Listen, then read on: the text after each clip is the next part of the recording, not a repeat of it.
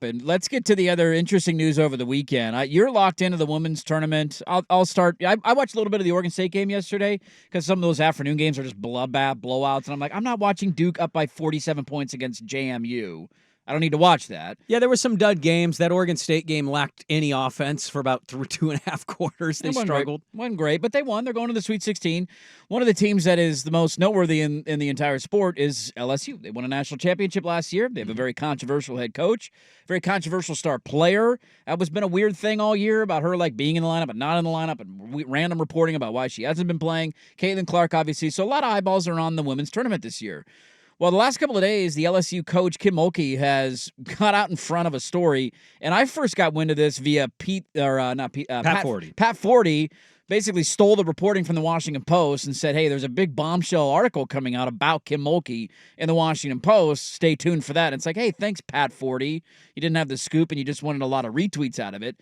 So Mulkey has gone scorched earth. We still don't know what's in the story. It has not been released yet. Here she is after her game where they barely beat Middle Tennessee State in the second round. They damn near lost. Had to come back, yeah. Damn near lost in the second round. Here she is after the game about it being a distraction. No, listen, man, we're not going to let one sleazy reporter distract us from what we're trying to do.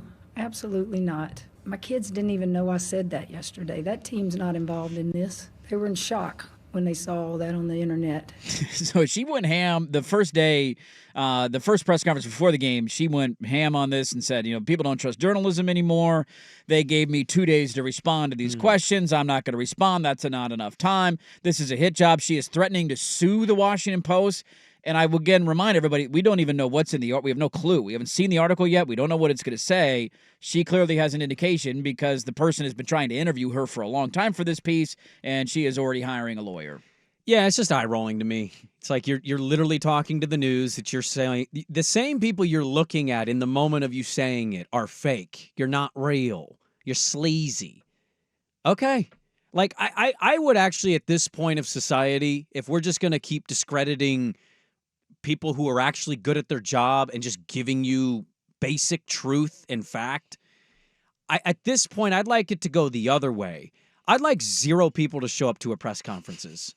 0 people. I want no cameras. I want no microphones. We're not trustworthy. Why should we be here? Yeah, shut this woman up. Let her go on OAN and spout off whatever weird things she wants to spout off. Put her on one of these weird news channels that's not real news. At this point, she deserves it. Like, if this is all you're going to do is tell everybody that it's fake, that it's not truthful, okay, then when are you to believe it? I know. The last, we're getting into a dangerous cycle here of things not being real when it's not favorable to us. Yeah, it's not the reporting that I want. Yeah, and when do you choose to believe it then? Yeah. When is it real? Yeah, at what point do you actually believe something that somebody's saying? It's very odd to me that when things are going well, it's real. When it's not real anymore. Yeah. It's a manipulation, and you can manipulate a lot of people with that. But I just wanted to tell her to shove it. Shut up.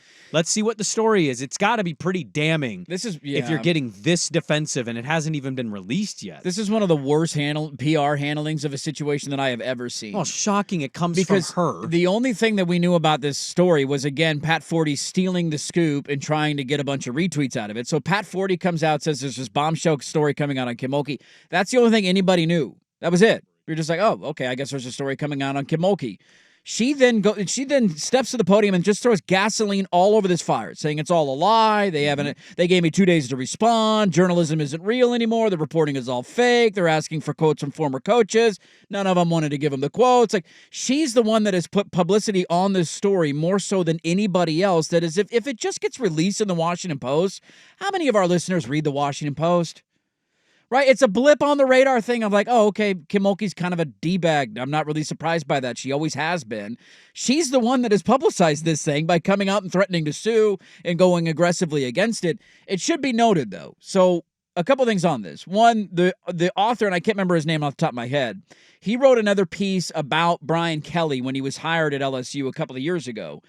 The basis of the piece, she called it a hit. He did a hit job on Brian Kelly. That was her whole thing. I went and read the articles. I was curious, what was the piece about?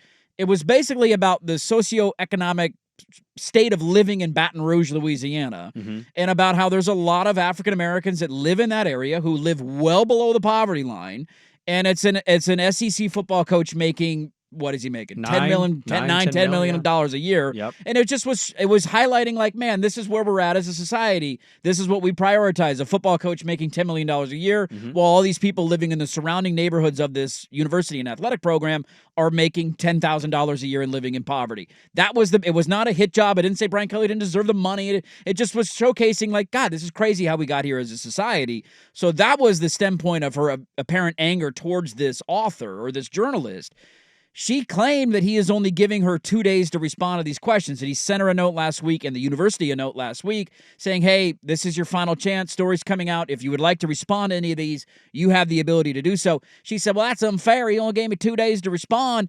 He has been asking to interview her for 2 years. Yeah. He has sent request after just wanted to sit down and chat. She has refused for 2 years to give this guy any statement in any time of day. So this is how people spin things. So now it's, well, he only gave me 2 days. It's like, no, he's given you 2 years. You've chosen not to interact or cooperate with the story, which is fine. That's your right. But then don't come out before the story comes out and says, hey, he only gave me 2 days. That's just misleading and it's disingenuous. And it's hilarious how this has backfired. I didn't really have any interest in reading this story. I'm not a huge Kim Mulkey person. Brittany Griner kind of put her on the map as a coach, and when she was arrested and went to prison in Russia, she didn't care, release a statement, do anything about it, never showed any sympathy for the coach that led her to this job at LSU because she won a national title at Baylor, and Brittany Griner is one of the best female basketball players we've ever seen. She didn't give two rats' asses that she was arrested and locked up in Russia for as long as she was.